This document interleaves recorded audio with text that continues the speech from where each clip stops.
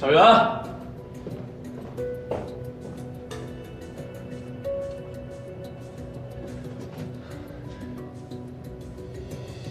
江小袁，小袁，江小袁，醒醒，江小袁。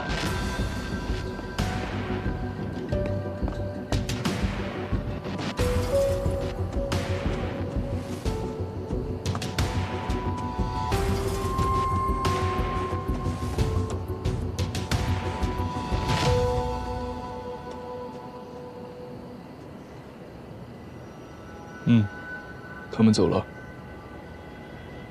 好，我这就去办。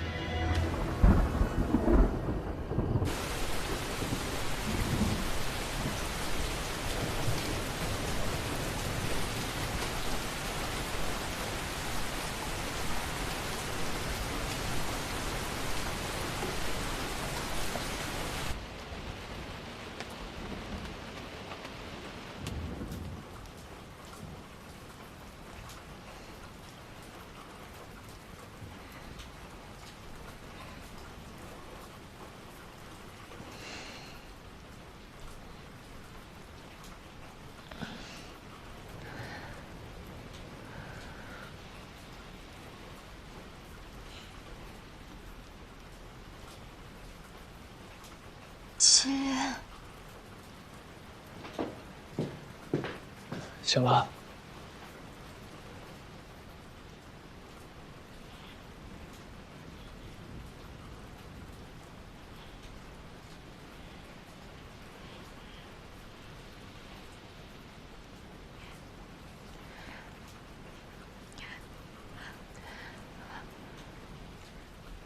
我回不去了。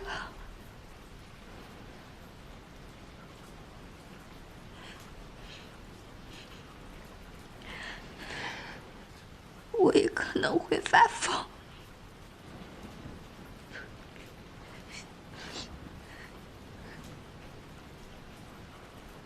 我知道。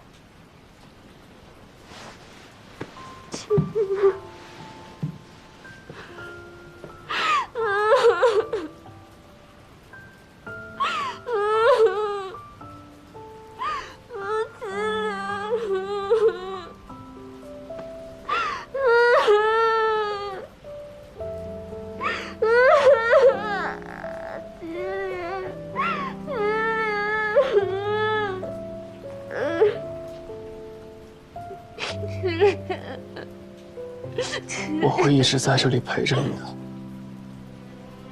不会让你一个人的。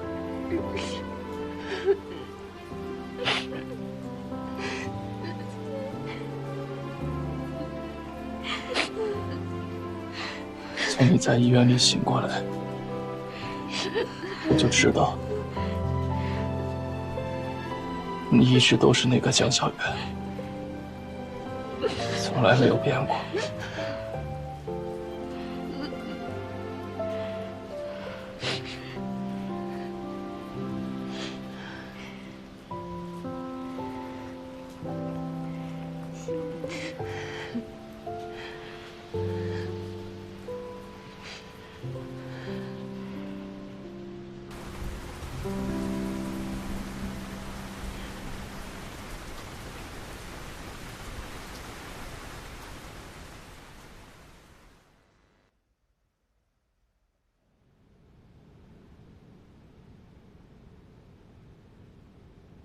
对，他之前什么都不记得了，把自己当成了另外一个人。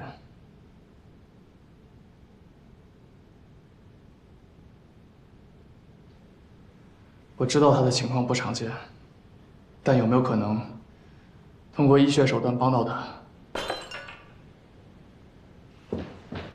小袁，我就是想喝水，不小心给打了。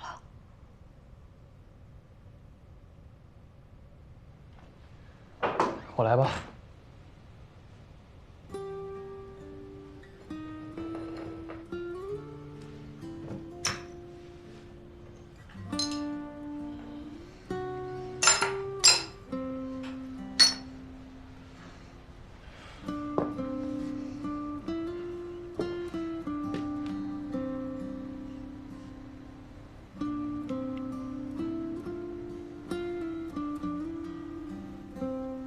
想回家，我想回原本的家。等天亮了，我就送你回去。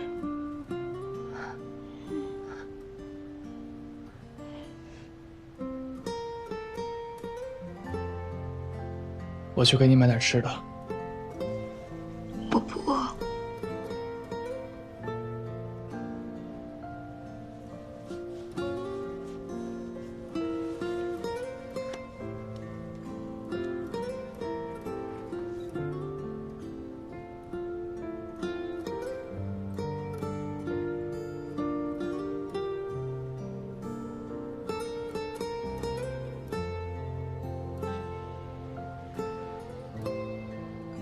那就睡一会儿吧，我在这儿陪着你。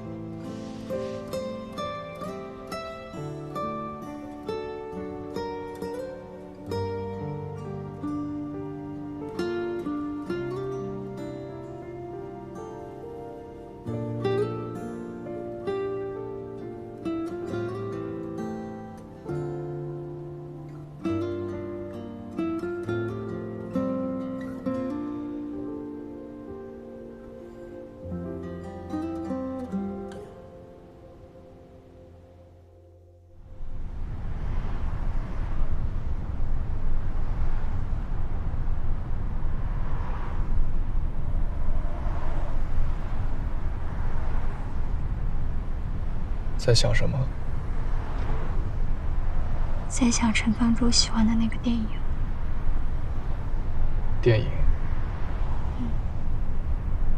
一个所有人都躺在睡眠舱里，把虚拟世界当成现实世界的电影。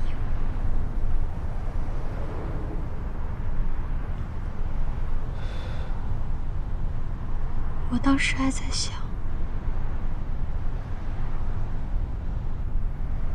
我在的世界就是虚拟世界，总有一天，我会从睡眠舱里醒过来，回到现实世界去。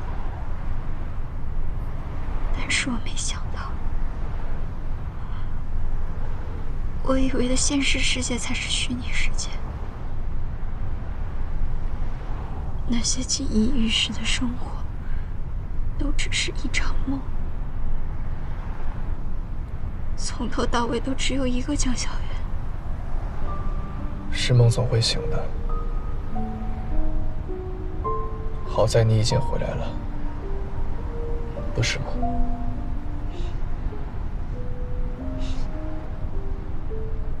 这算回来吗？我那么多的记忆都跟那场梦有关。未来那么长，我都会怀念那场梦。我会怀念那个梦里的世界。这跟把我困在一个不属于自己的时空没有什么区别。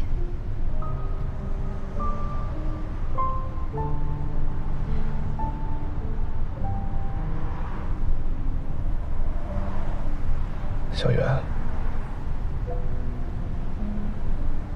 我咨询了一些专家，他们也许有办法帮你找回以前的记忆。你希望我找回从前的记忆吗？我希望的是，灯塔系统对你的影响降到最低。我希望的是，你不会因为自己的人生脱离了原本的轨道而感到痛苦。也许让你忘了梦里那些事，做回原本的江小媛。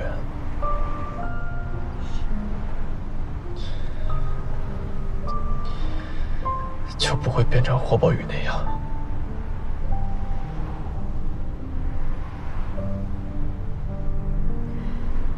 我不想忘记那些事，我也不想变回原来的江小苗。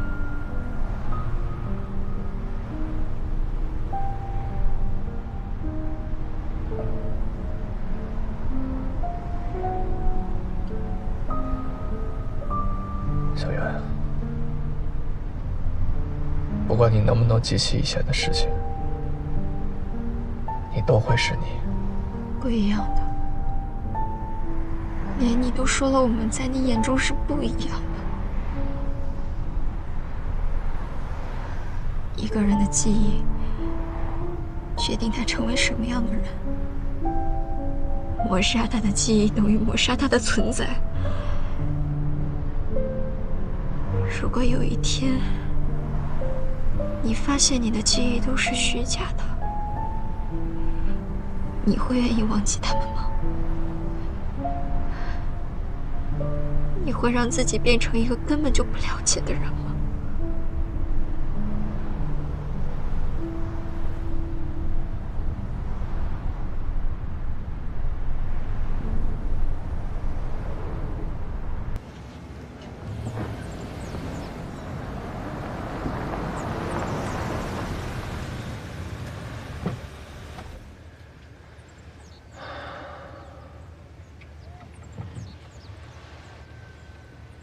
怎么了？没什么，只是有点不习惯。但这就是我的家。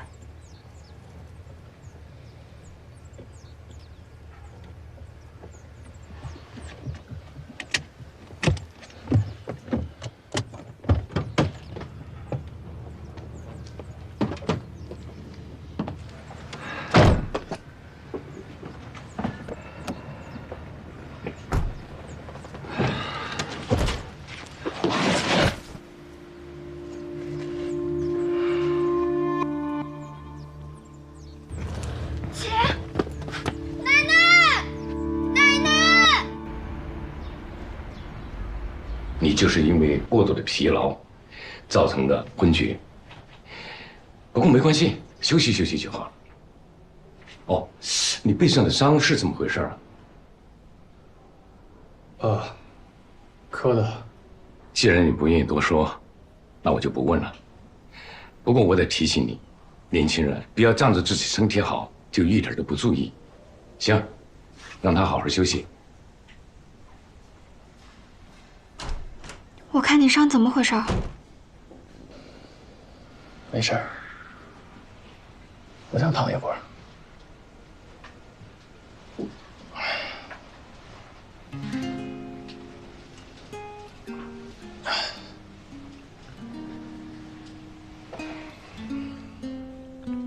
很疼吧？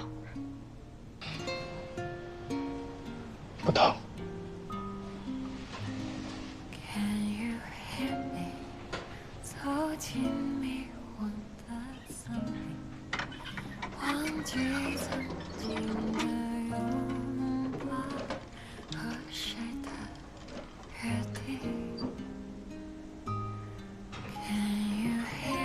把对方指。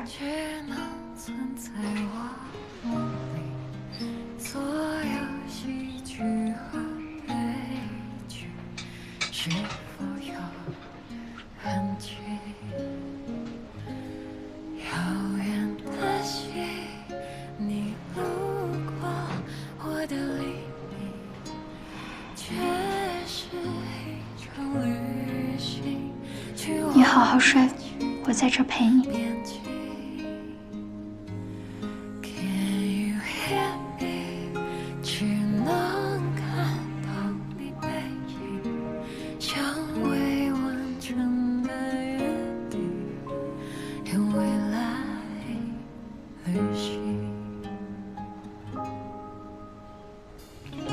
睡吧。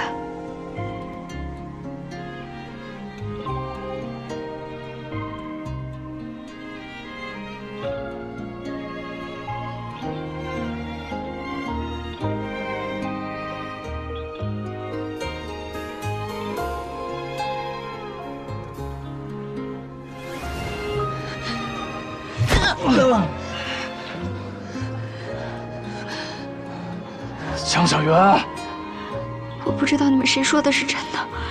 如果选一个人相信，我选霍博宇。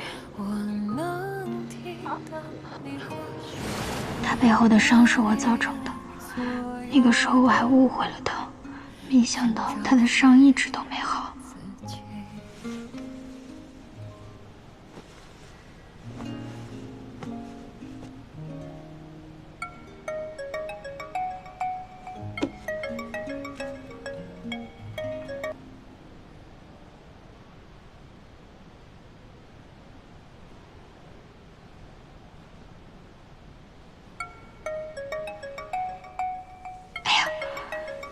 好不容易才睡着一会儿。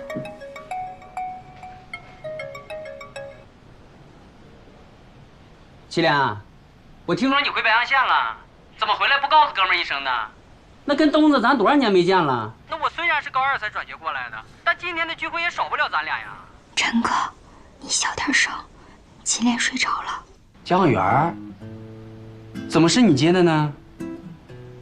你俩什么情况啊？不是你想的那样，祁连受伤了，他现在在医院躺着呢。什么？都上医院了？不是这几天不见，你俩发展也太神速了吧？不是你想的那样，我先挂了啊。不是你俩。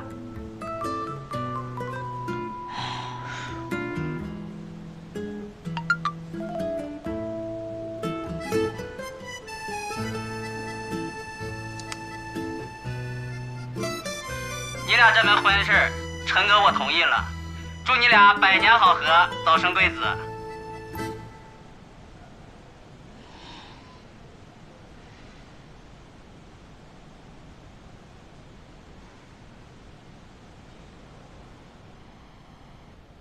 我吵醒你了？没有。看什么呢？哦，陈方舟来电话了。他知道你回白洋县了，说跟那个东子聚一下。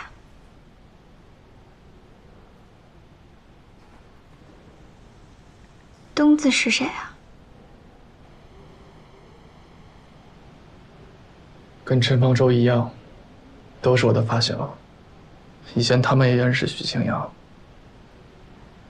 可惜后来都不记得他了。是和你帖子里写的一样吗？许清扬从所有人的记忆里消失了。对。那如果他不是穿越者，怎么所有人都不记得他呢？我不知道。会不会是他们都记得，故意在你面前装作不记得呀？他们为什么要这么做？我不知道，我只是在想，徐静阳在灯塔系统实验里到底扮演什么角色？他给你的那部手机是只有实验者才有的，那也就是说明他有可能是实验者之一。但是卢教授给你的照片里，他明显就是明光实验室的研究员啊。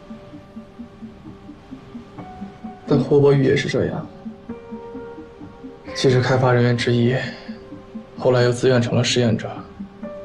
你确定你认识的那个许静阳是照片里的那个诺亚吗？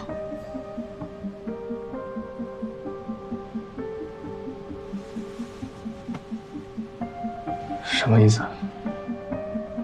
你把照片给我看看。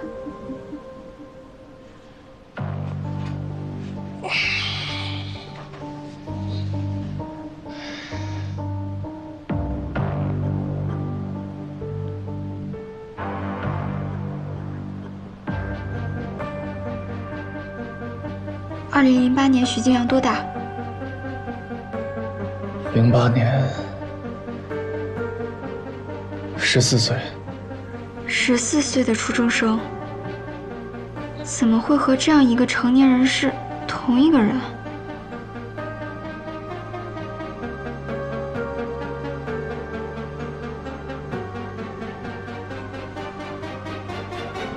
而且明明存在的人，怎么所有人都不记得？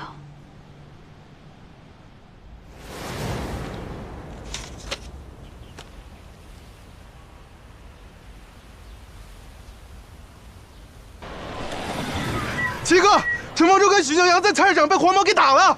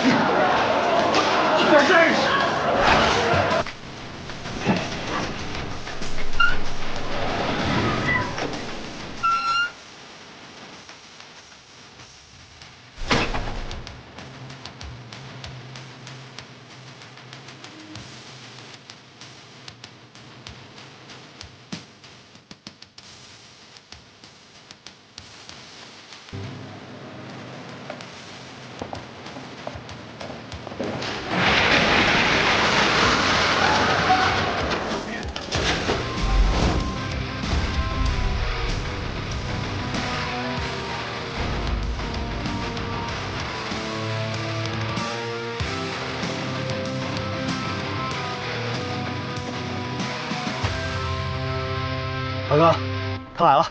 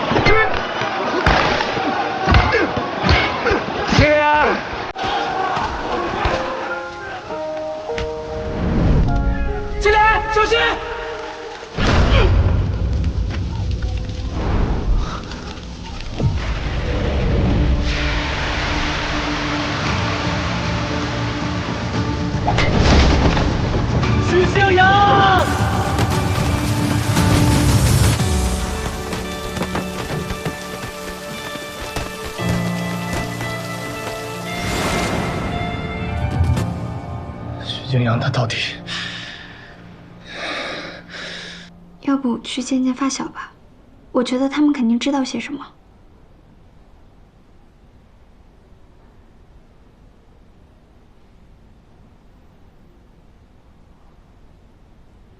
那你呢？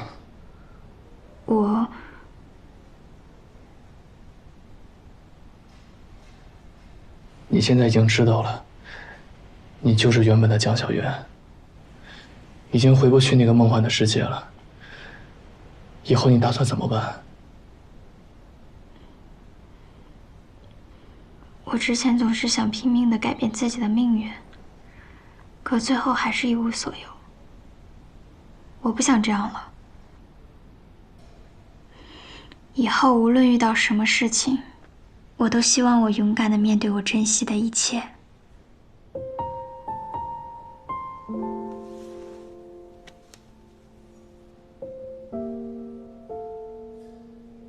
一切都会好起来的，我陪你一起面对。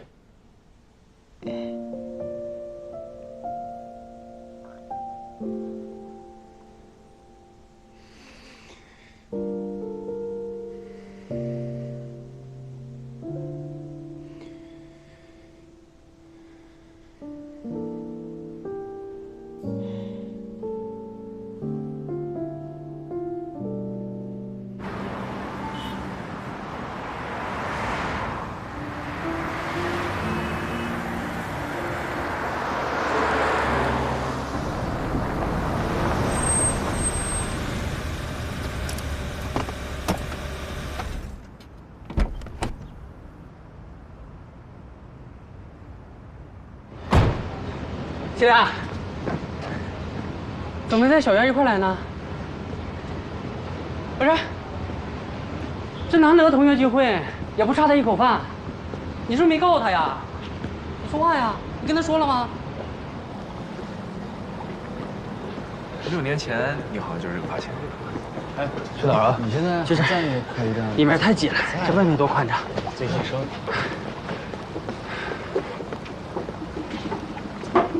七哥，七哥，七哥，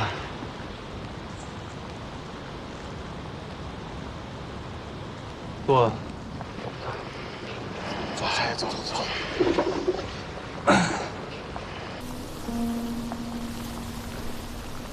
告诉大家一个好消息，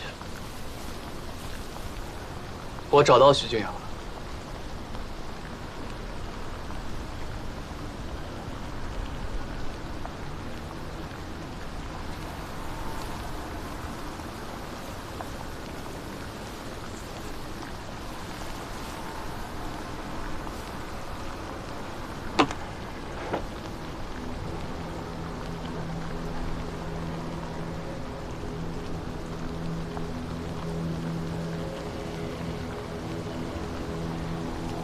但他根本就不是徐静阳。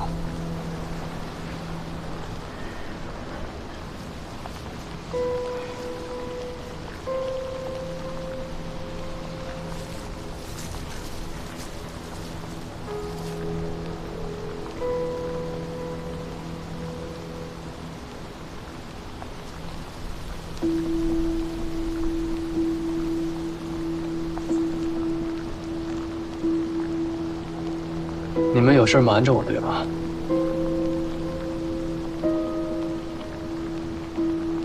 嗯？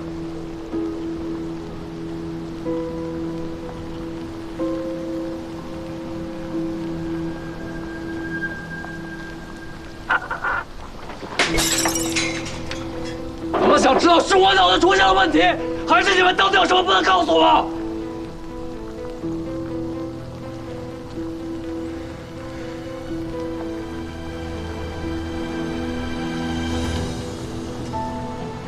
你们口中的重情重义，就是这样了。七哥，好，七哥，干了这杯酒，以后形同陌路。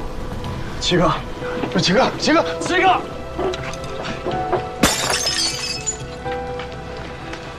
我就说了不该瞒，你们非得让瞒着。是有那么个人，但他不叫徐静阳。他叫陈天阳。你说什么？七哥，你真的把他给忘了吗？那天我们打架，那个黄毛差点把你从楼上给推了下去，就是杨子，把你推开，自己掉了下去，最后被送到重症抢救。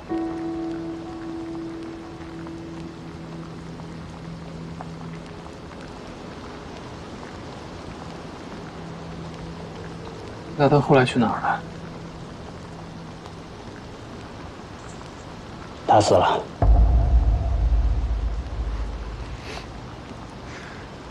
杨子送医院之后，抢救了1天1夜，最后还是没挺过来。后来，他们全家就搬离了白洋县。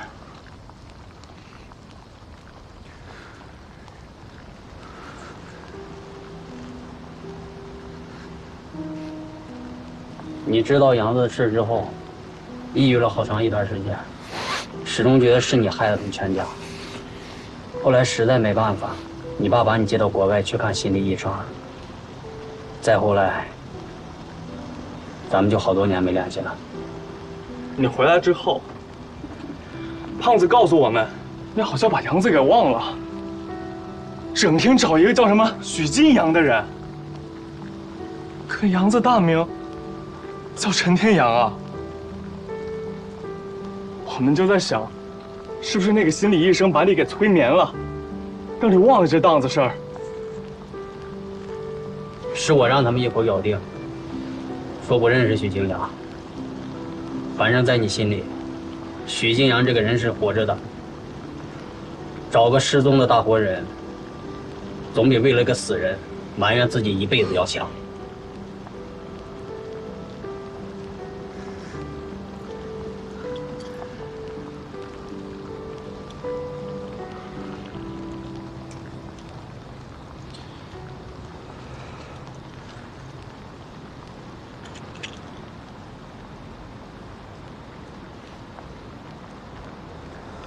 陈天阳，那你们有他的照片吗？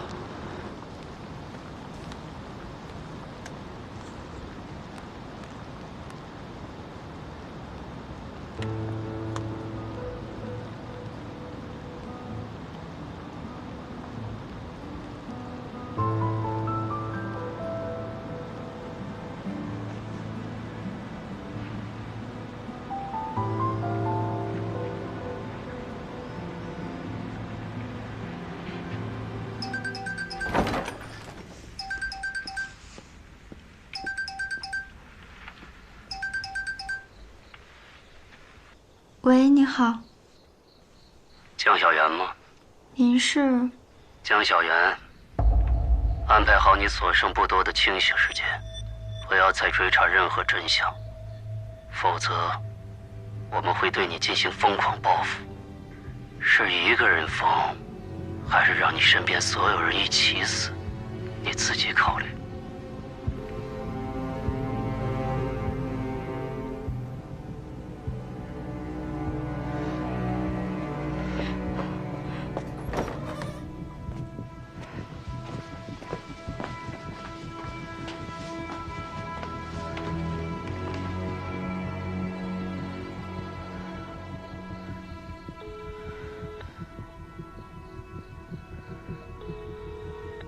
喂，祁连，你没事吧？哎，小媛，陈哥，那个祁连跟你在一块吗？你快来吧，他出事了。啊！哎呀，你慢点。你说你这也没多喝，你就2瓶酒给你喝这样。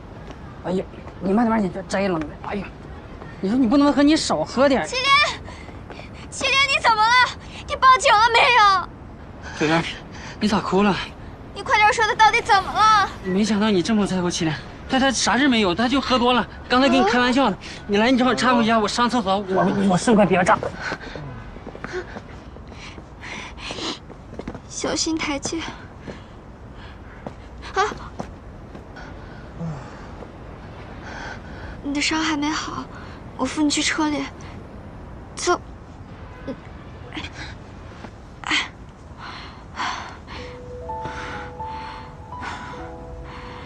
小媛，别走，别离开我。我不走，我在这儿陪你。还好你没事儿。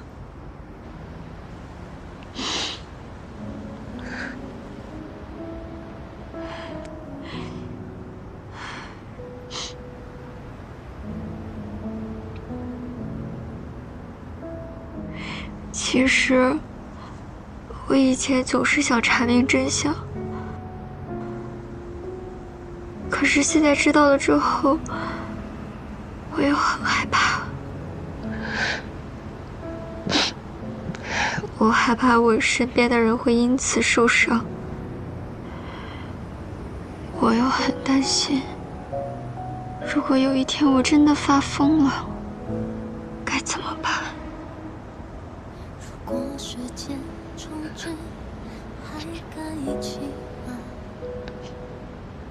在旅程的开始，你会等着我吗？无边的黑夜，呀，这怎么坐地上了呢？小媛，你可不能让人坐地下，这容易着凉。走。哎呀，你说你这死沉的。哎呀，小心。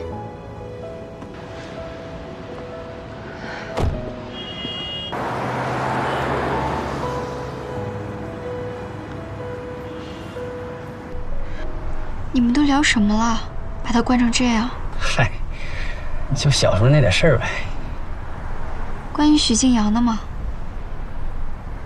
你知道，嗨，都是过去的执念，跨过去就好了。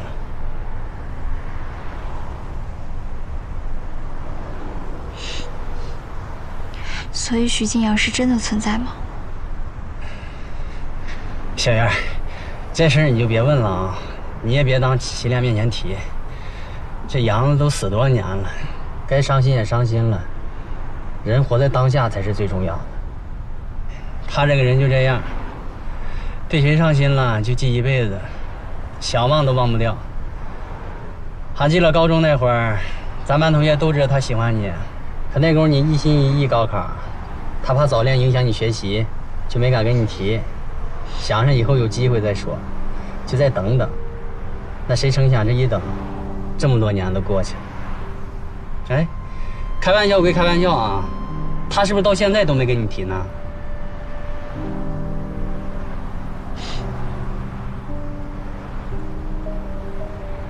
小袁儿，我看得出来，他一直在等你啊。等我是吗？等你真正接触现实，等你愿意畅想未来。你也不想想，你刚来那功夫，那整个人的心思就没在尘世间，那跟刚下凡似的，那整个人间你都看不上。你要是真喜欢他，你千万别让他空等你一场。是一个人疯，还是让你身边所有人一起死？你自己考虑。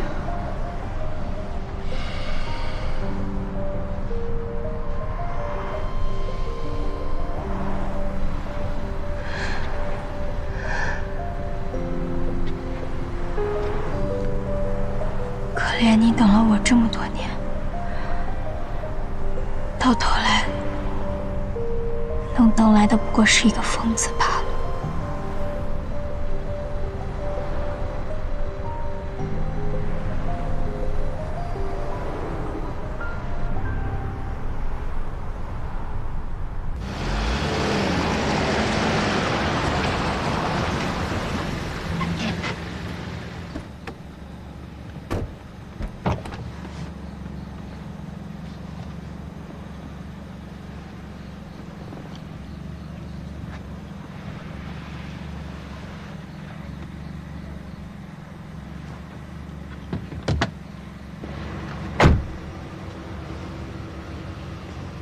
我帮你把他抬回去。不用了，陈哥，还是让祁连去你那儿睡吧。我们家最近不太平，留他不太好。你家怎么了？别问了，有空你带他去散散心吧。我也好好想想我自己的事儿。哦，那你自己注意安全啊。有事给我打电话啊。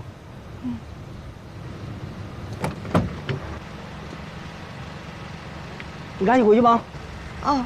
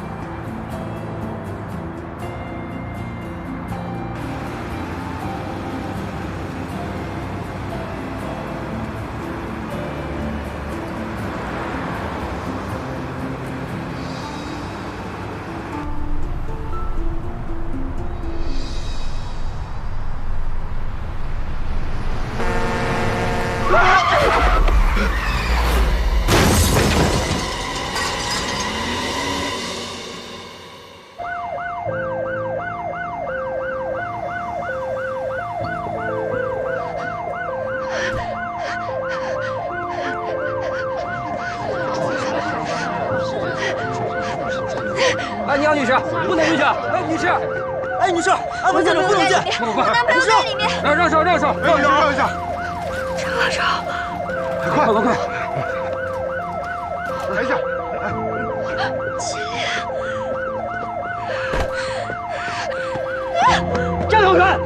是你啊！这次的事情是不是又跟你有关？忘了之前怎么警告过你了吗？谁？张小元！祁连好不容易刚从以前的事情里恢复过来，你要是帮不上他，至少也不要再拖累他了。是一个人疯，还是让你身边所有人一起死？你自己考虑。祁连，江小媛，安排好你所剩不多的清醒时间，否则我们会对你进行疯狂报复。不行，我必须离开这里，走得越远越好，只有这样才能保证你们的安全。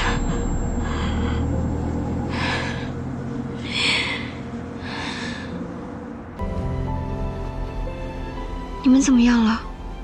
我出院了，但是祁连留下了。他爹担心有后遗症，死活要留院观察。啊，但是你要放心啊，都是些轻伤。哦，对不起啊，你们出事之后，我也没有去医院看你们。这有啥对不起的？是祁连不让我告诉你车祸的事儿，他怕你担心。你就当做不知道呗，反正有他爸在。我住的那都是 VIP 病房，那待遇可好了。哦，那就好。你没告诉他我辞职的事儿吧？没。我觉得这事儿还是你主动跟他说好。你打算什么时候告诉他？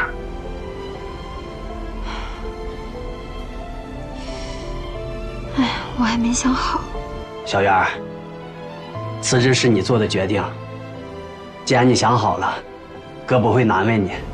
但是哪天你要混不下去想回来，哥罩着你。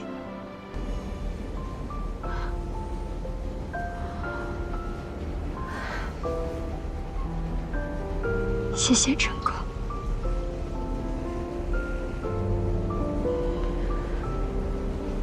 我先挂了啊。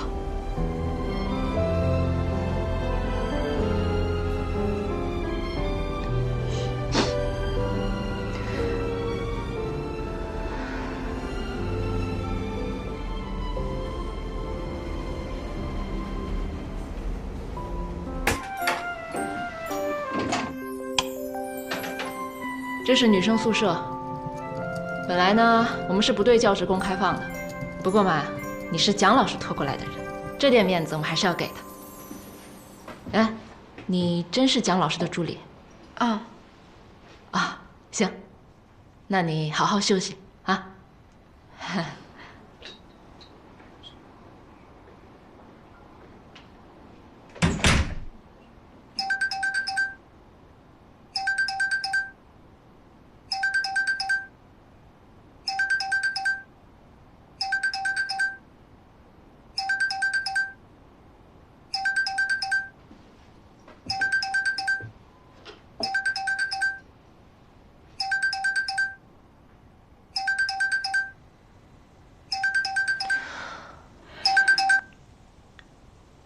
喂，在忙吗？这么久才接电话？忙完了，你说吧。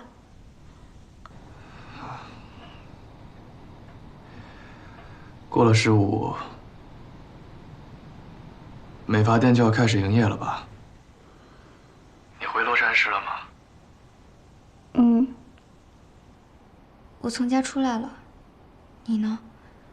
你不是说手头有个项目，去实地考察了吗？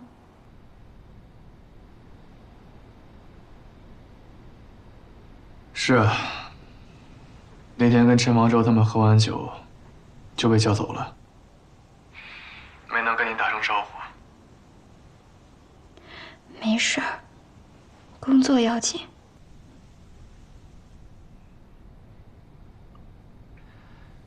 对不起。明光实验室的事，要等我回来才能继续往下查了。祁连，咱们可以不往下查了吗？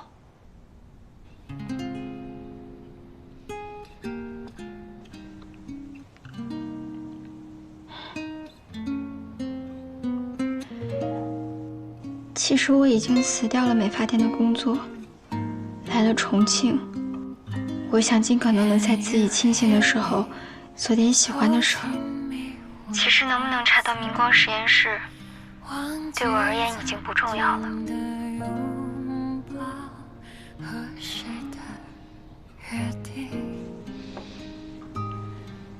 那我们报警，交给警方去查。我不想报警，我只想往前走，走得越远越好，尽快走出这段阴霾。时间对我来说太宝贵了，我只能选择一件事情做好。好，那我有空了去重庆看你。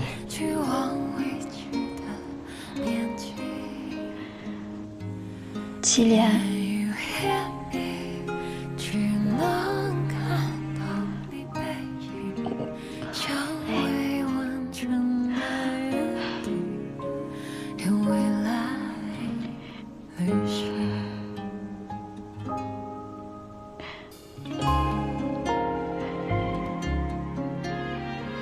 我是说你也得往前走了，不要执着于过去的事情，包括人，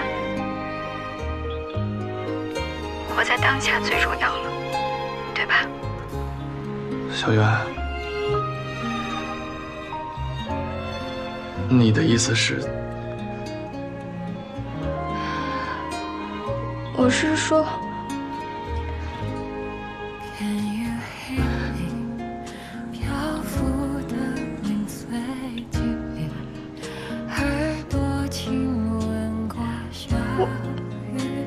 我是说，有人来找我了，你安心忙你的新工作，不用担心我。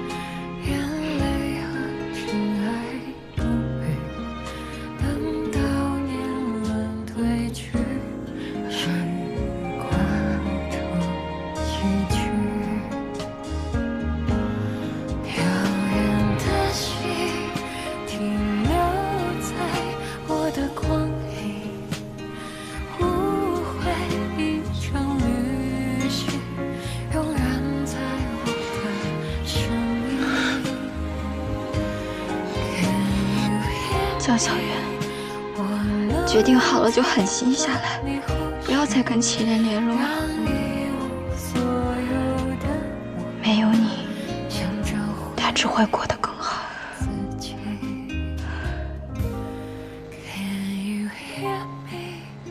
我能听到你呼吸，让一无所有的我想找回自己。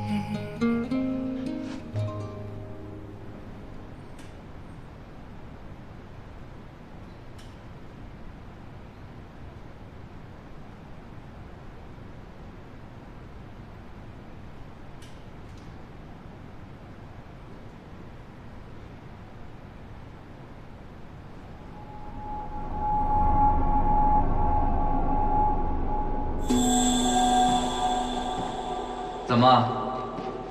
你还打算来找我啊？你就那么不信陈方舟他们说的话吗？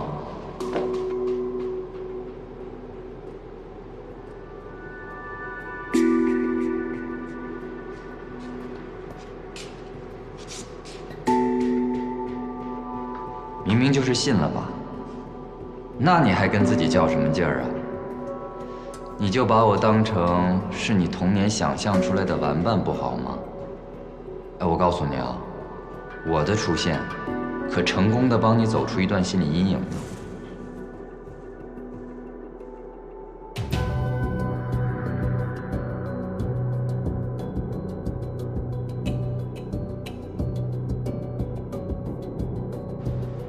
如果你是我想象出来的人，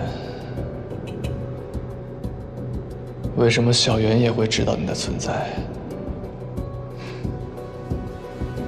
你不是已经猜到答案了吗？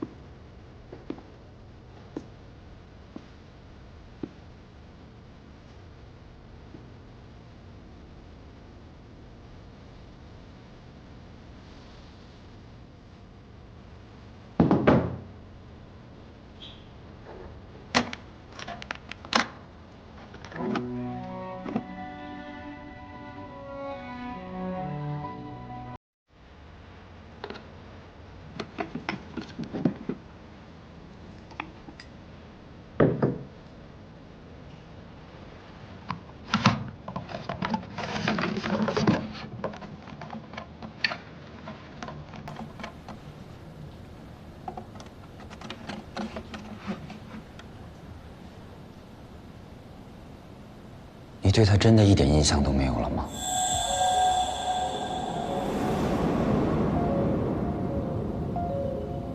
打开看看呀，也许密码你还记得呢。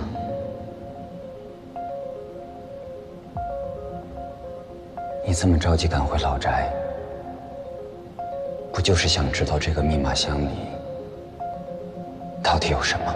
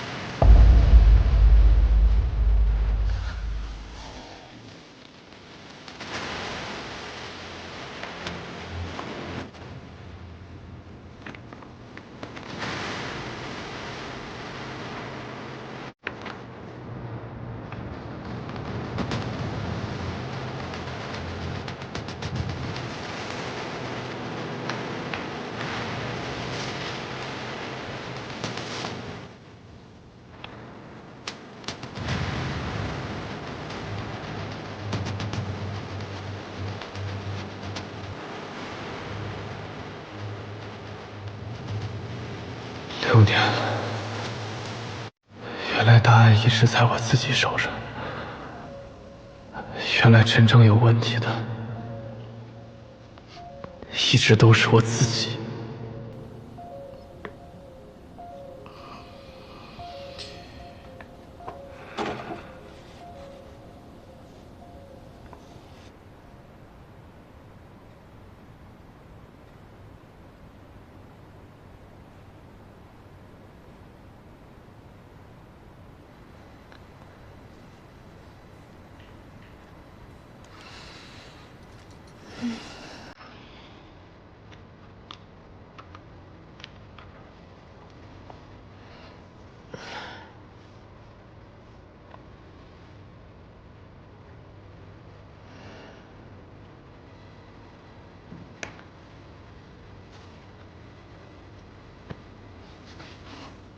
糟了糟了，弄椅子上了。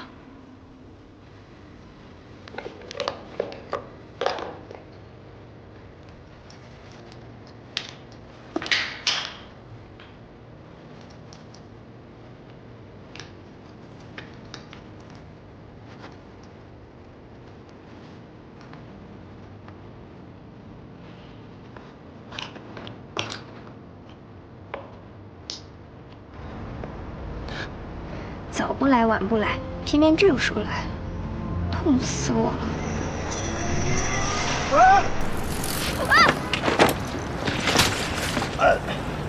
哎，小姐，你没事吧？没事没事。不好意思啊，我扶您起来。哦，不用了不用了不用，你帮我把那个衣服拿过来就行了，谢谢。好。真没事啊？啊，真没事真没事。那不好意思啊。这会儿站起来了还不尴尬死我？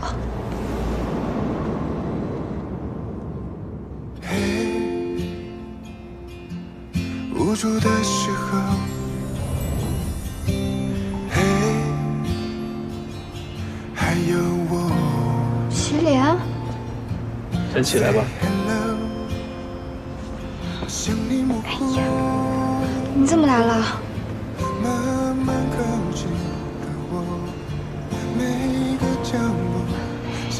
走吧，先带你去买东西。 等待着你，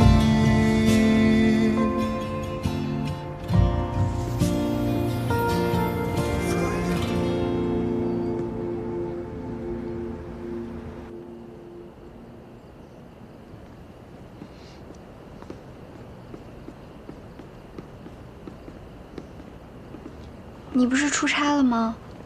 怎么过来了？出差结束了，突然想来见见你。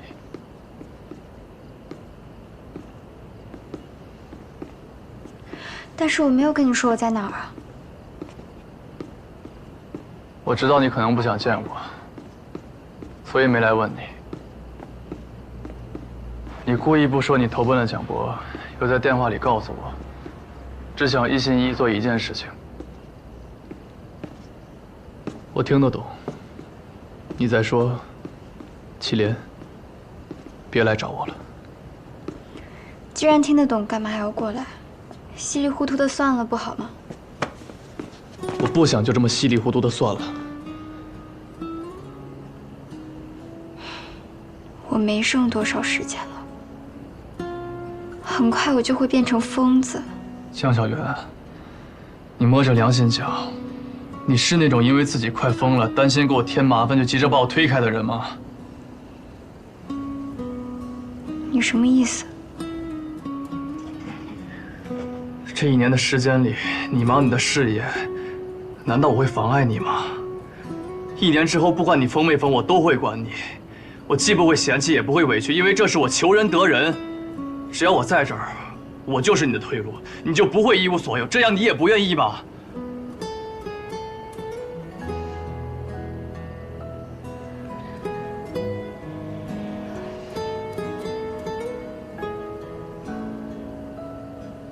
对不起，跟你混久了，连告白都像在吵架。这算哪门子告白呀？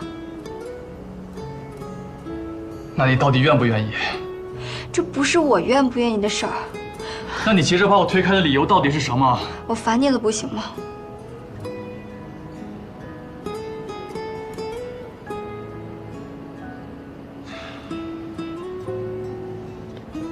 你去过车祸现场，对吗？你知道我跟陈方舟出了事。我没有。我看见你了。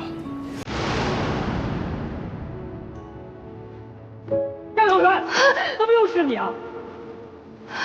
小媛。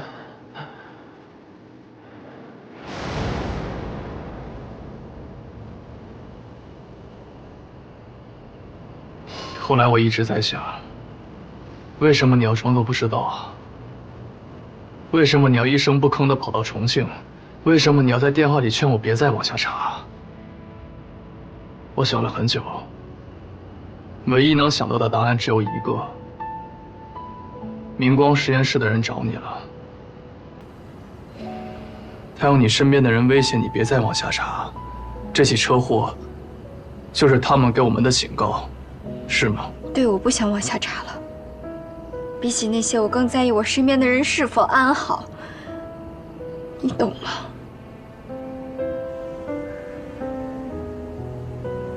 忘记灯塔系统吧，忘记徐静阳，最好把我也给忘了。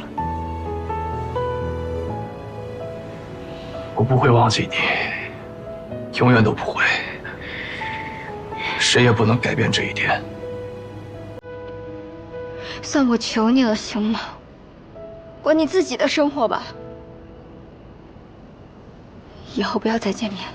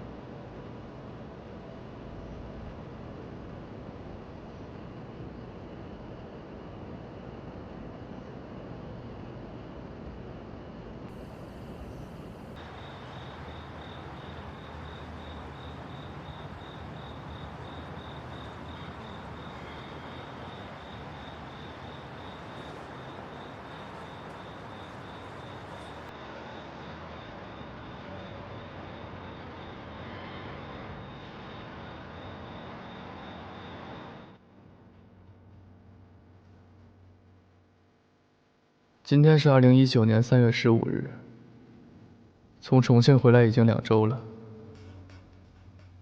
即便我留在洛杉矶什么都没做，明光实验室仍旧盯我很紧。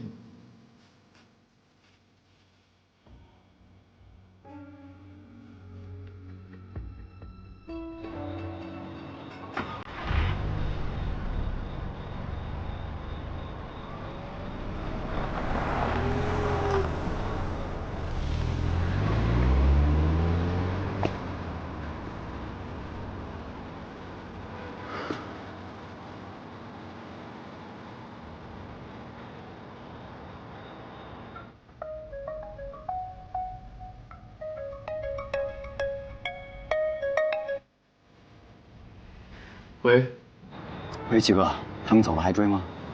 不用，不必在这个时候打草惊蛇。好。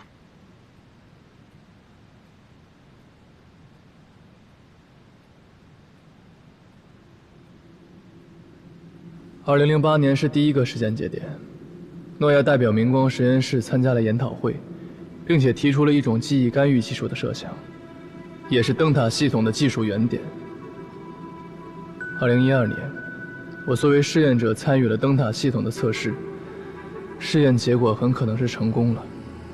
2013年，明光实验室明面上倒闭了，但显然灯塔系统项目仍旧以明光实验室的名义秘密地继续。2018年，明光实验室再次招揽了2名试验者，江小源跟霍博宇。江小源出逃后，因为记忆被成功替换，误以为自己是穿越者，转而开始寻找明光实验室。今天早晨得到消息，霍博宇的案子基本结案，警方自始至终没有找到他出卖商业机密的证据，甚至在他家里还发现了被焚毁的资料碎片。尸检报告显示，霍博宇在死之前，他的大脑就已经发生了病变，所以他是在精神失态的状态下实施了盗窃和故意伤人的。霍博宇的确不是什么商业间谍，他的记忆同样被灯塔系统篡改了，有人故意把他放了出来，然后在背后一直操控着他。所以他不仅切断了我和江小源的调查线索，甚至打算连小源也一并灭口。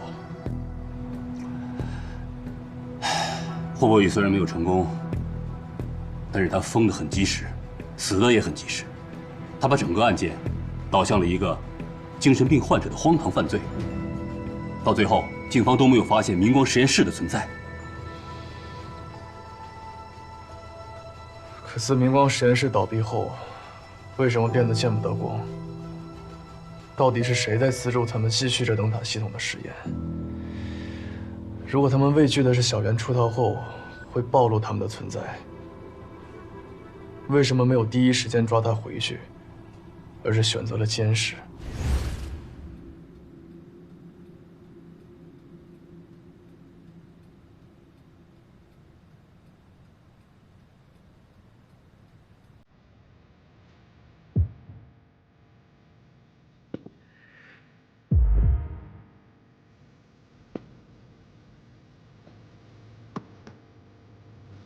北辰的档案失窃后，霍博宇还只是涉嫌故意伤害和盗窃。他作为猛犸游戏工作室的员工，供职5年。警方一旦将嫌疑人锁定是霍博宇后，一定会顺着他查到他的公司。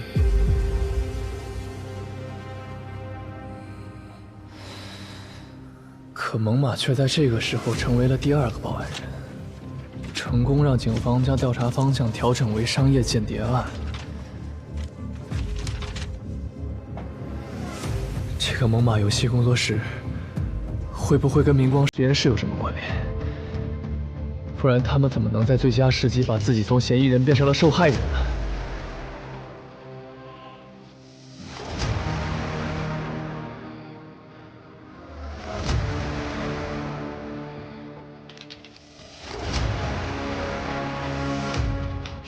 所以这个猛犸一定有问题。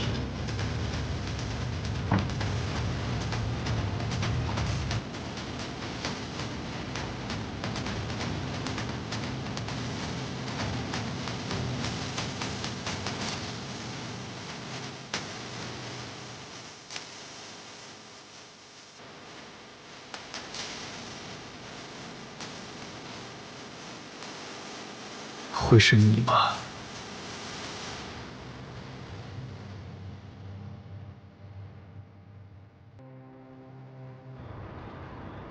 天知道这个蒋波是天使还是恶魔。明天早上一早出差，他让我现在出来买东西。你说他早干嘛去了？比你还难伺候。你还数落上我了？还不是你，非要选择这么吃苦的活法，让你来给我当助理都不乐意。都这个时候了，你也不安慰安慰我？我又不是祁连，我怎么安慰你啊？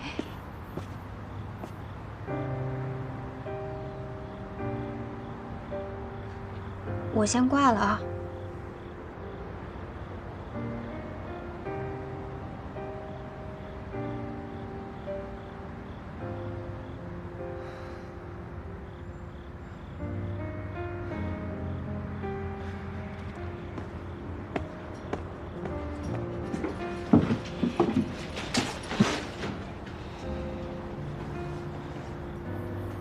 你还要躲着我吗？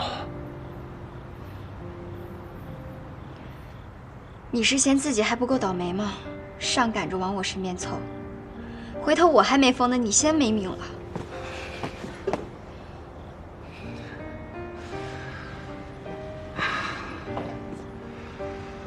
江小媛，不管你拒绝我多少次，我都不会再放手了。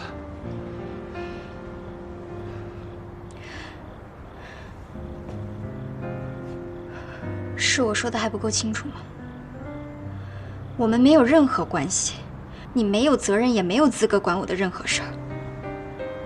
松开。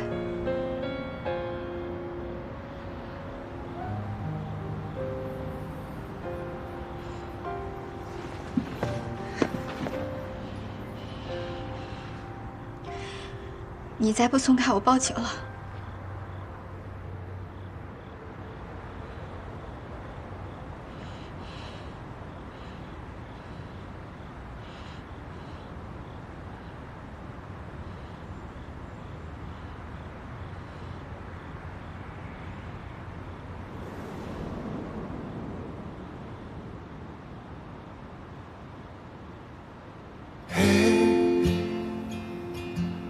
无助的时候，嘿，还有我 ，Say hello， 我向你模糊轮廓，慢慢靠近的我，每个角落，现在沉睡中醒来。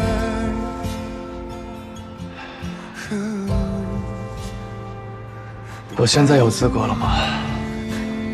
你可以报警了，证据确凿，谁都不吃亏。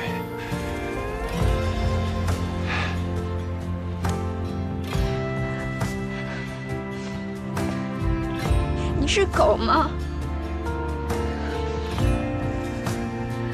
我是什么都行，但让我离开你，我做不到。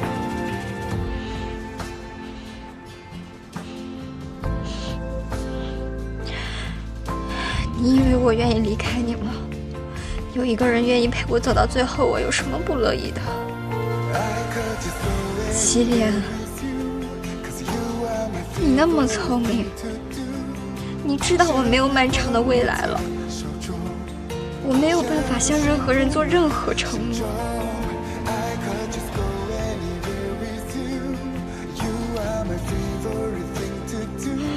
我不想看到你和奶奶任何一个人受到伤害。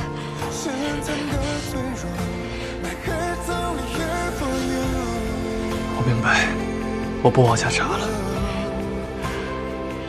以后让你担心的事，我都不做了。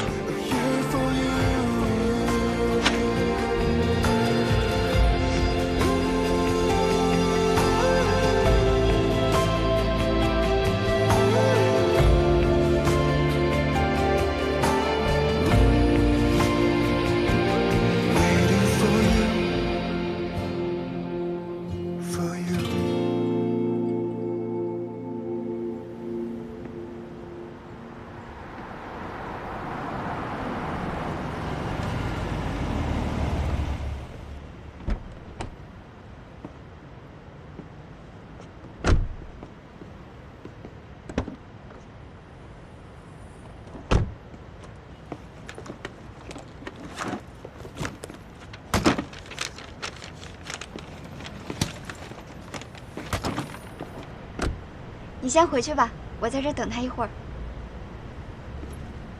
路上小心啊！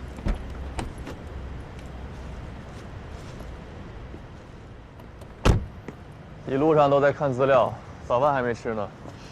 啊，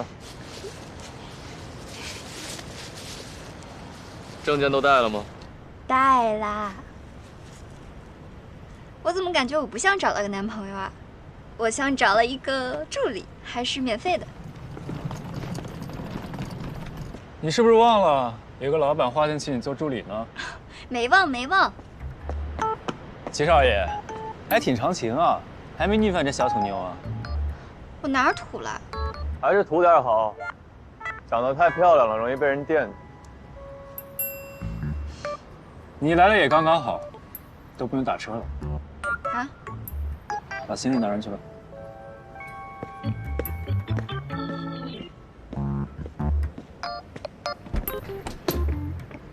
他就那样。我来吧。好。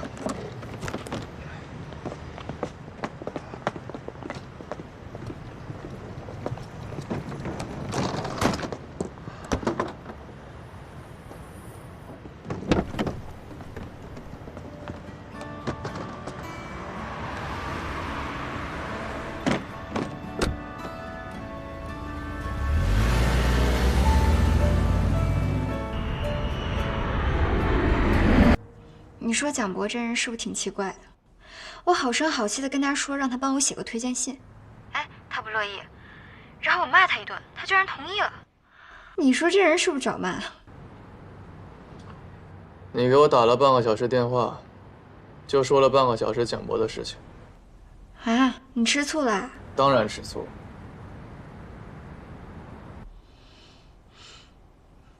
那我问问你，今天过得怎么样啊？过得挺好的，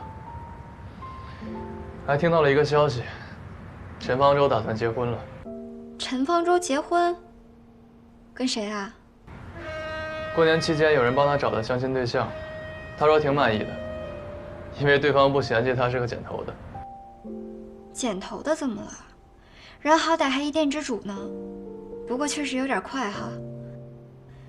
他确定他记住他对象的脸了吗？他父母觉得不错，他也就答应了。婚礼估计要在半年之后，应该还有一段时间可以互相了解一下。不是吧？人类为了获取自由恋爱的权利，可是奋斗了上千年。他只是让文明开倒车，回到了盲婚哑嫁的时代啊。他不才26岁吗？着什么急啊？人和人的追求不一样，你看着他心酸，没准他看你也挺心酸的。上次他还说，你要是打算扎根在这儿，恐怕要花上几十年的时间努力。落户口、买房、背贷款，你要是收入不稳定，估计直接就破产了，还不如留在他店里来的稳定。那他是不知道，我可能没有这未来的几十年要奋斗了。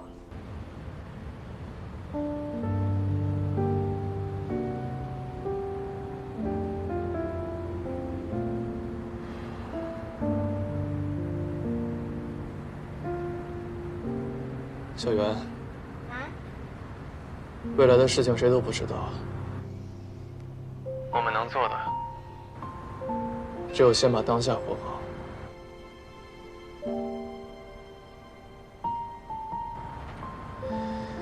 不早了，早点休息吧。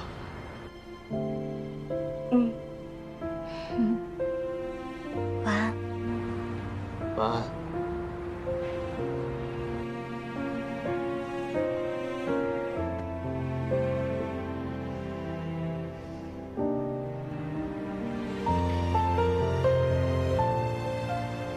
小袁，我不会让你的未来只有1年。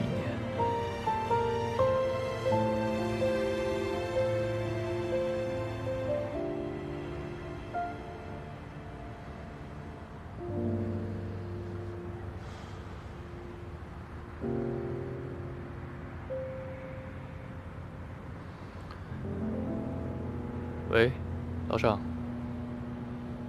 猛犸的资料我看了，那个名叫诺亚方舟的项目是怎么回事？那个就是之前霍博宇参与的保密级别的项目，据说投资很大，但是谁没见过成品？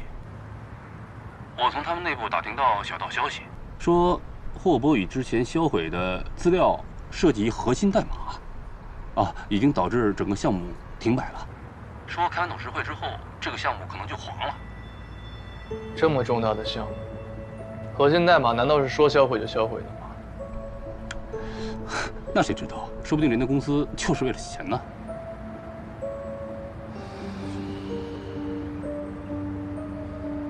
那我上次让你帮我打听的诺亚呢？哦，他们公司根本就没有叫诺亚的人，还有什么叫什么许敬阳，也没有。你确定吗？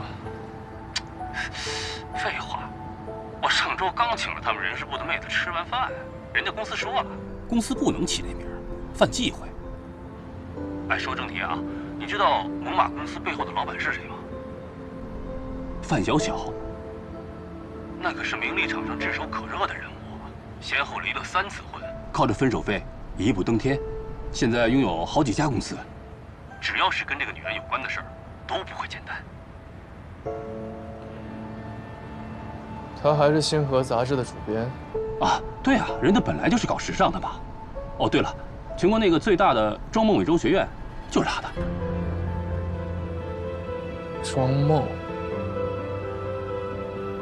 小袁现在不就在庄梦美妆学院吗？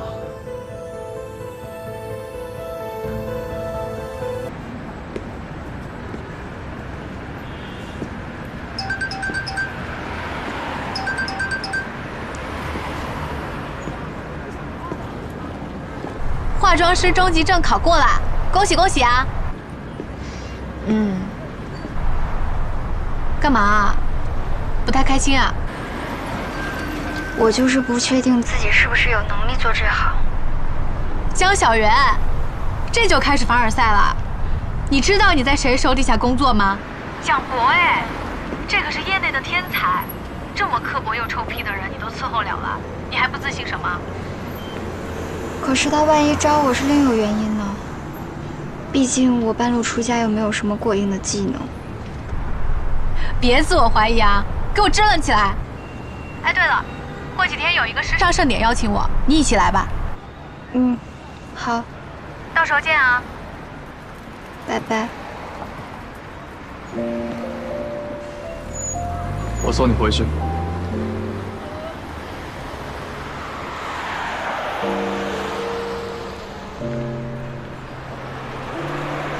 你是不是知道蒋波为什么找我？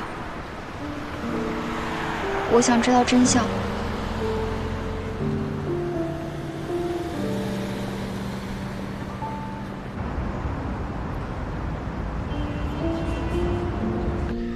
抱歉，答应过你不再查下去，但我有不得已的理由。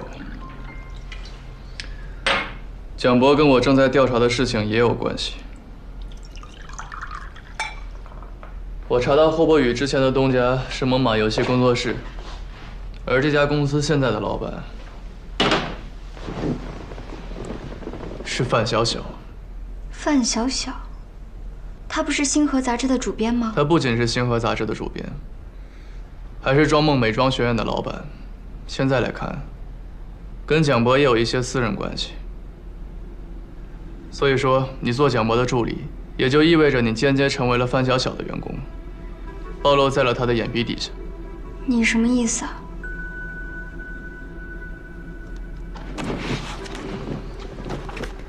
范小小的另外一个员工。跟你一起参加过实验的霍博宇，身上疑点重格。首先，作为猛犸游戏工作室的员工，却偏偏成为了灯塔系统的实验者。第二，在他的记忆被彻底覆盖之后，明光实验室诱导他屡次阻止我们查找真相，可最后却因为猛犸的举报，让警方误以为他只是一个商业间谍。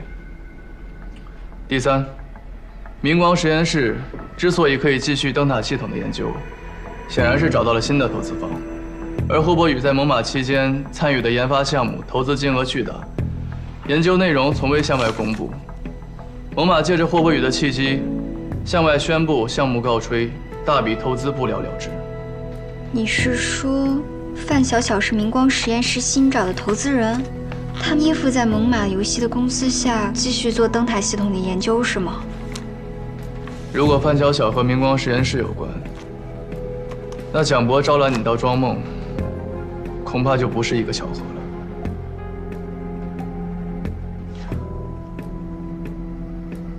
可是你明知道有危险，为什么还要查下去？是因为许金阳吗？我一直有个疑问，为什么我和你都认识许金阳，而且这个许金阳为什么和诺亚长得一模一样？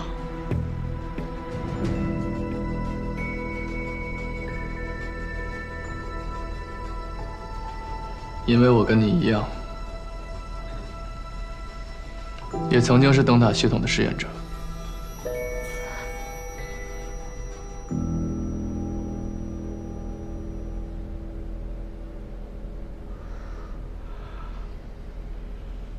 这个玩笑可不好笑。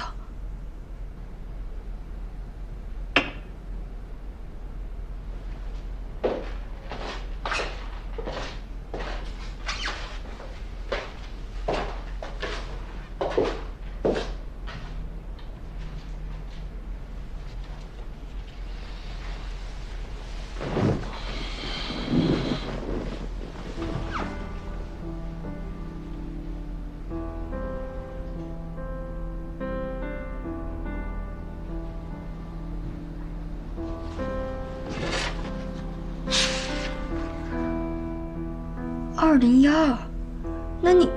对，我在实验结束之后并没有疯掉。这么多年过去了，我依然好好的活着。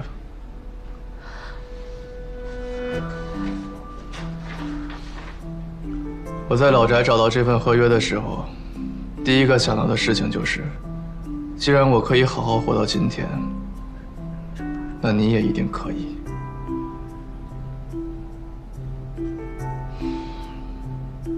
我甚至有点庆幸，原来我也参加过实验。原来不是所有的实验者都会跟霍博宇一样的结局。我的存在就是最好的证据。那你为什么当时没告诉我？当时你满脑子想的都是不要连累我，根本听不进去任何关于明光实验室的消息。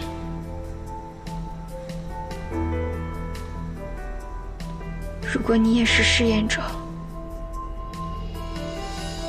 那你的记忆也被修改过。从结果上来看，许金阳成功替代了我记忆中的陈天阳，所以我周围的人都不记得许金阳的存在。哎，那许金阳和诺亚是什么关系？我所认识的许金阳，跟你认识的那个，应该都是诺亚创造出来的角色。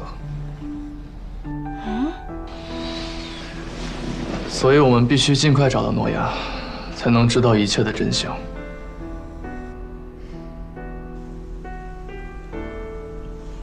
祁连，我记得你之前跟我讲过，许金阳是你最好的朋友。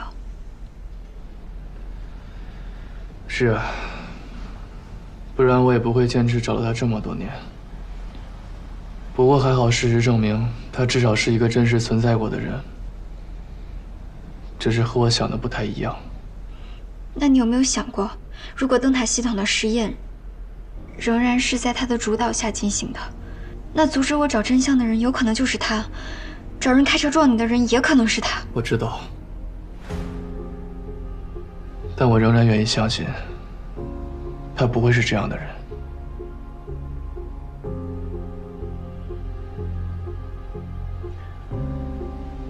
我其实根本不记得我是在什么样的情况下接触到了灯塔系统的实验。我只记得陈方舟跟我说过，我重新回来之后发生了很大的改变，忘记了一些很沉痛的事情，收敛了锋芒。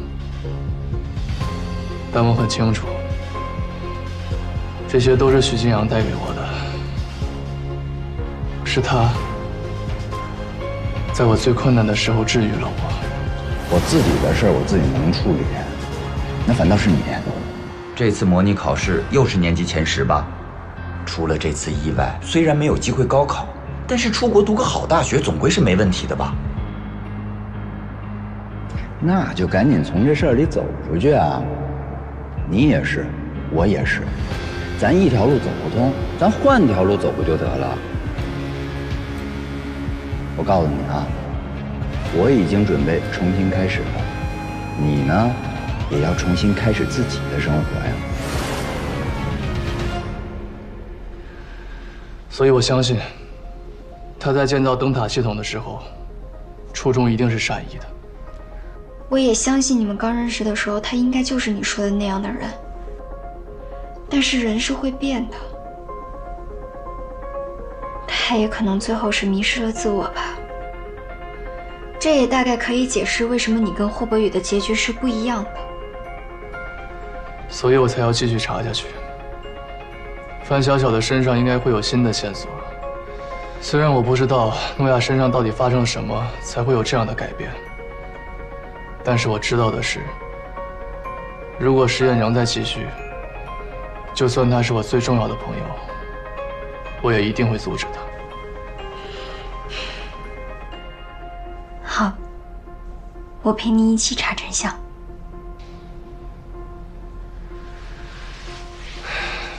说好今晚要帮你庆祝的，留下吃个饭吧。嗯。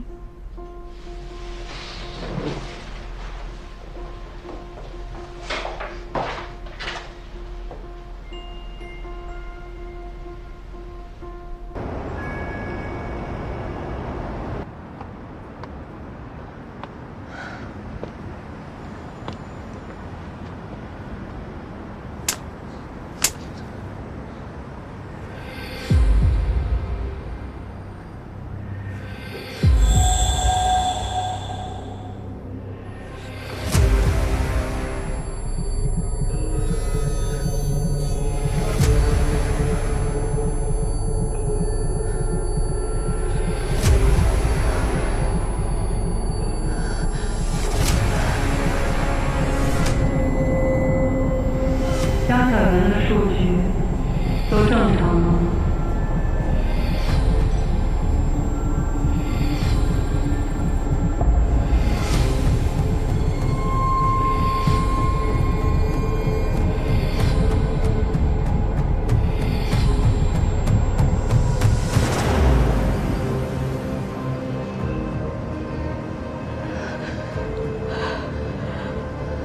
你既然决定把所有的事情公诸于众，好，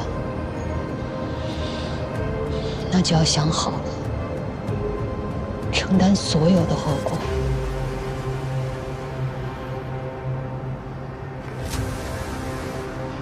走。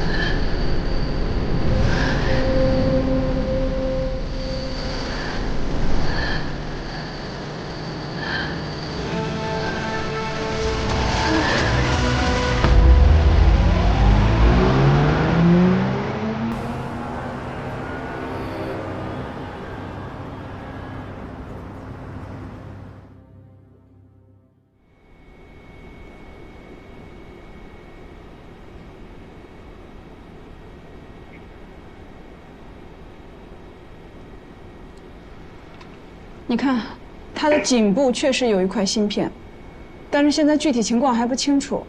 等片子结果出来，你去问一下医生吧。好，谢谢。嗯。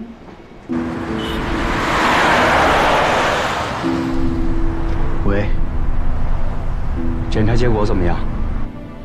一切指标正常，大脑没有任何病变现象。从医学角度来说，他现在是一个完全健康的人。除了被植入了一块芯片，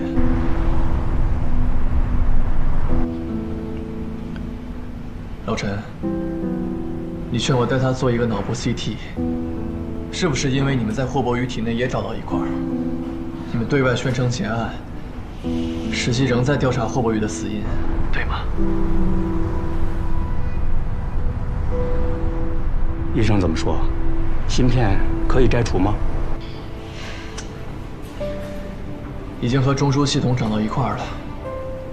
医生说，这个芯片会影响干扰载体的中枢神经，造成情绪不稳或者耳鸣，也会导致身体免疫系统下降。贸然摘除，后果不堪设想。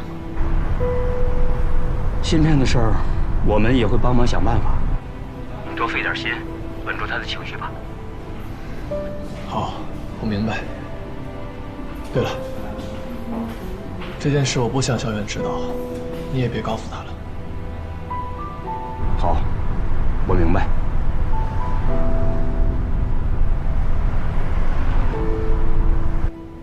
齐先生，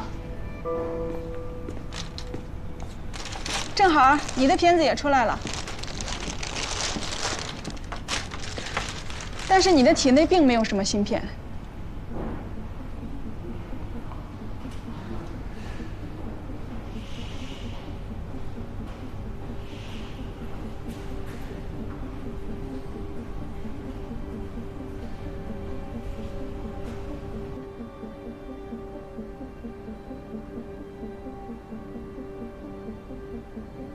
为什么我跟小袁都参加过灯塔系统，偏偏只有他跟霍博宇脑后被植入了芯片？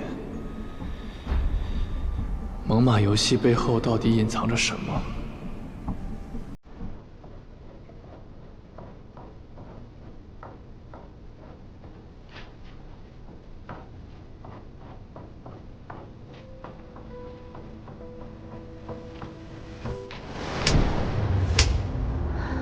你明明知道这么多年我为了保守这个秘密付出了多少，现在你居然为了江小媛让我前功尽弃。难道你忘了，你的一切都是我给的了吗？这是你欠我的。你赶我回来！你给我放开啊！你去哪儿？我哪里去哪儿？你管得着吗？他说有了孩子就会留在我身边，可是领养了你以后，他还是走了。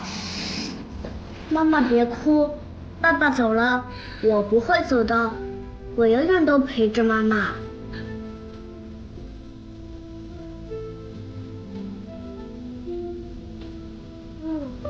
好好哭啊！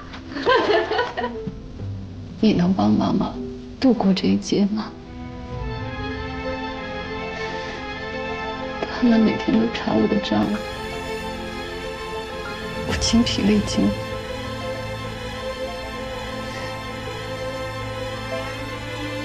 你是我在这个世界上唯一的亲人，你要是不帮我，我过2天就被他们整死了。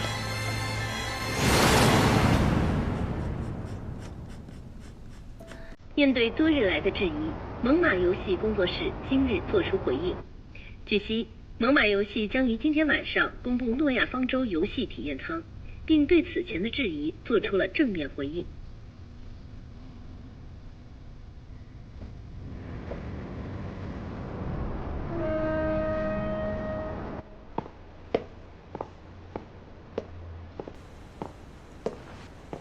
怎么样，好点了吗？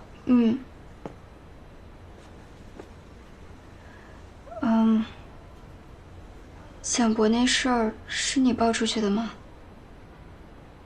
哎呀，祁连，我把他的隐私告诉你，是因为我信任你。你不能因为你要去对付那个范小小，就把这个事儿给捅出去了。你看看，网上那些人都是怎么说他的。这个人的背景，远比你想象的复杂的多。看看这个。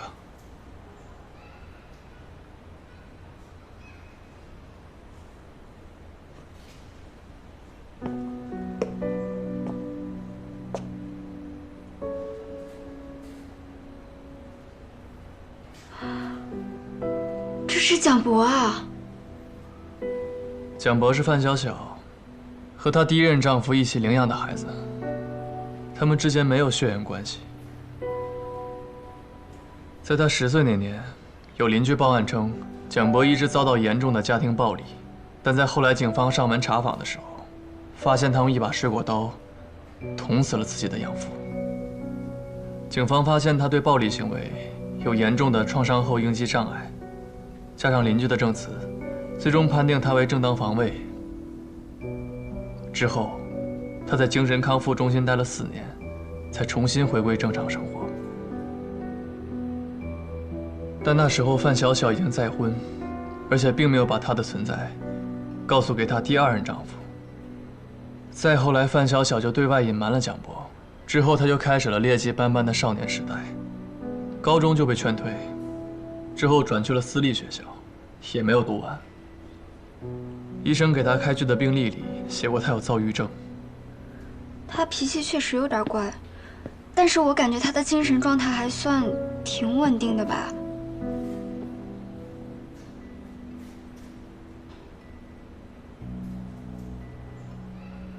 我知道你在担心什么，但是以我对蒋博的了解，他现在肯定不会像他小时候这样。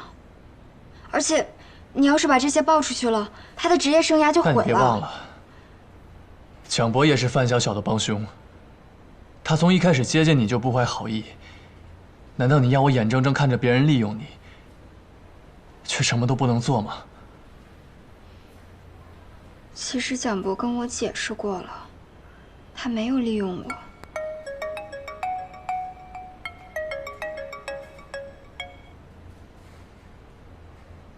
喂。哎，兄弟，卢教授那边有诺亚的消息了。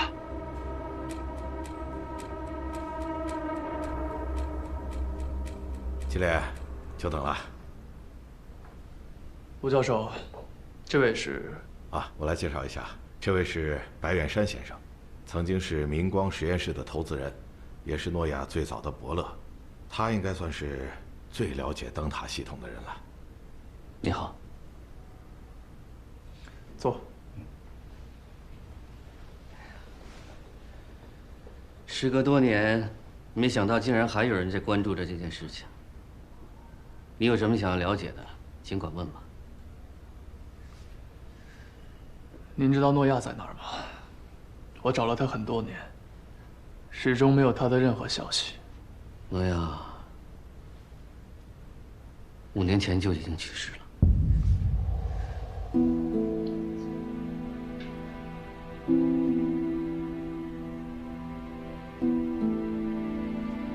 明光实验室倒闭以后，诺亚打算把灯塔的舱体细节、研究资料和实验数据一并运去美国。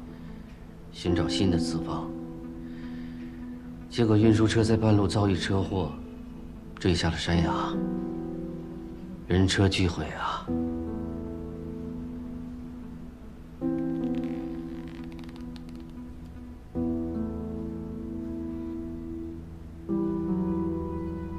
那你们有找到他的遗体吗？警方搜救以后，找回了他的遗体，做了 DNA 比对。我和其他的朋友一起安葬了他。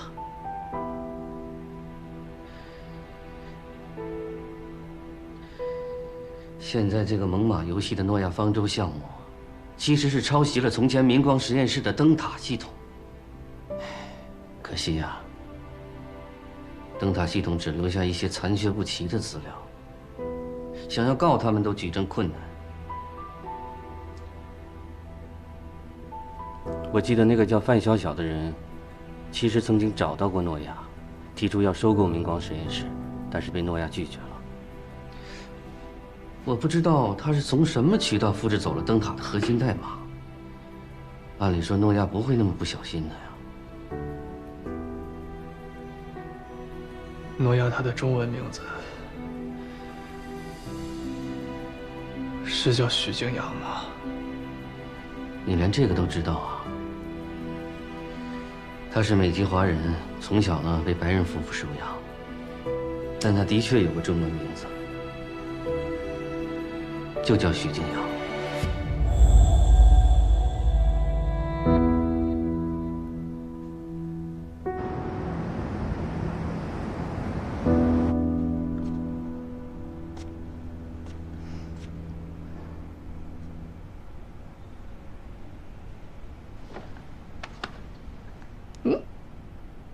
人造酒窝，你回来了怎么不跟我说一声啊？怎么了？我去见了一个认识许金阳的人，知道了一些关于他的消息。那不是挺好的吗？干嘛哭啊？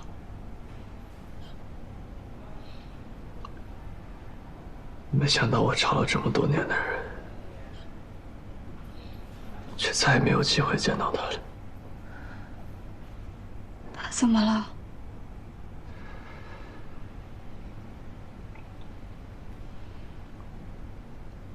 他不在了。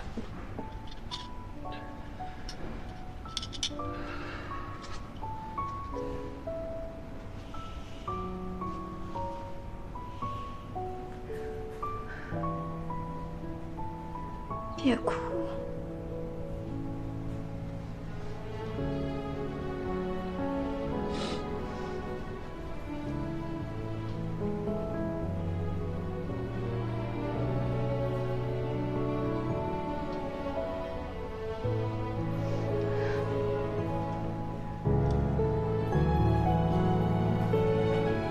别哭了，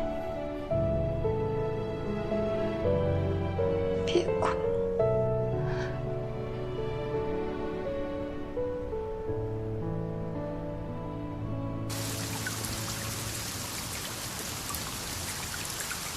所以是范小小窃取了许金阳的灯塔系统核心代码，然后自己悄悄地做研究吗？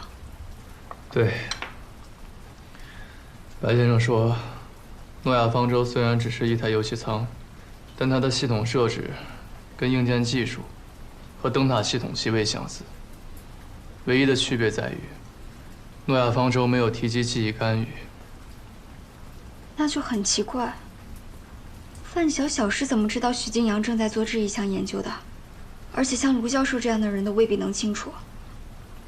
许金阳前脚拒绝了范小小，后脚就出了事儿，真的死无对证。他用许金阳的心血作恶，之后还要用他大肆敛财。我一定要找到证据逼他停下来。那你想到办法了吗？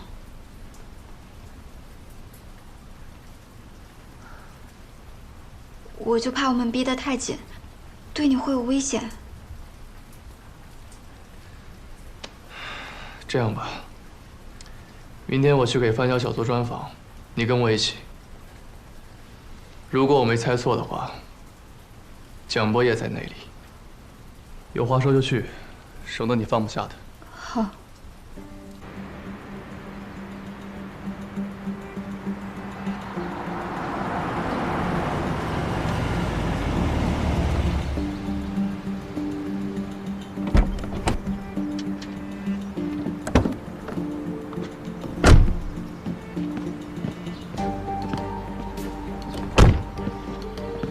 一会儿你负责范小小，我负责找蒋博。借机行事，虽然我采访当幌子，恐怕范小小也不会轻易给我们找人的机会。走吧。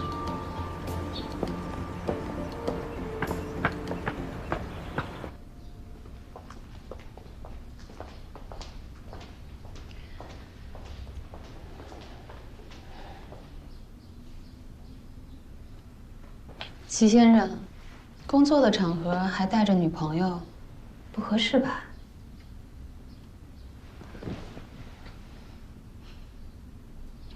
范总对我们的情况很了解呀。可是我没有请你。宋克，我是来见蒋老师的。我跟他有一点工作上的交接问题，需要当面说清楚。他不在。是吗？那只能报警了。我已经2天没联系上他了。哦，对了，祁连，你的录音笔开着了吗？开着了。范总，请他下来一趟，应该不费事儿吧？你既然这么爱较劲，好，我也实话跟你说，他就在上面，下不来。祁先生，我下面说的话，也请你一并都记在你的报道里吧。蒋博有严重的躁郁症，我不希望他一直在屋里待着，也不愿意他完全融入社会，更不希望因为我的身份，让无关的人骚扰他。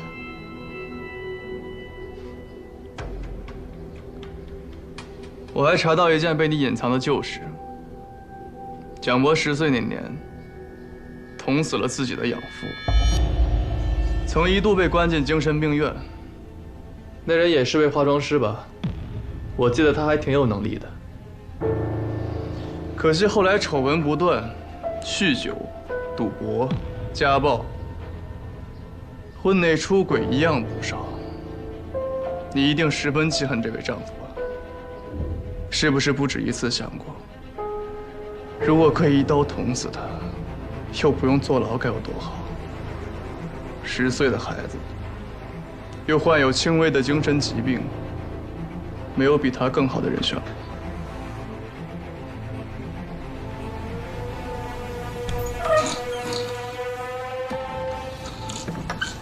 妈妈，我回来啦！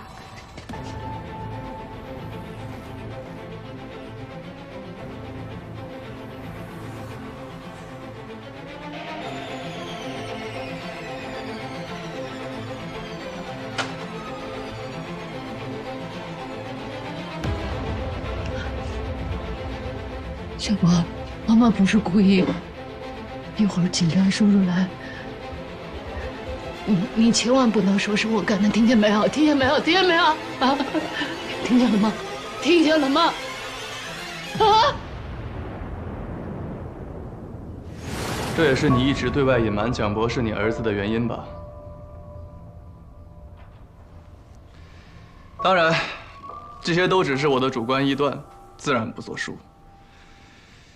但是，一旦公之于众，悠悠众口可就堵不上了。范总，我们只是想看蒋博一眼，这样的要求不过分吧？